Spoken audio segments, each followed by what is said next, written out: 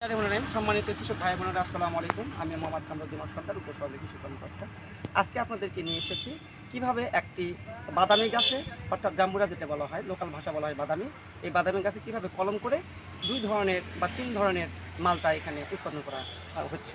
তো যাই হোক, আমরা এখন কথা বাড়াবো না, আমি দেখাবো। এই যে একটা ছোট্ট গাছ, এই গাছে আমরা, এটা পুরো একটা মা গাছ এটা।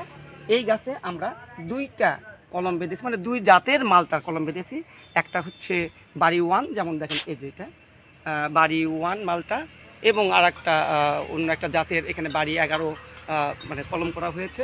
তো দেখুন আপনারা, এই কত সুন্দরভাবে এই মালটাগুলো ধরে আছে। এগুলো কেমন লাগে দেখেন, খুবই সুন্দর, আপনাদের দেখলে চোখ জুড়িয়ে যাবে।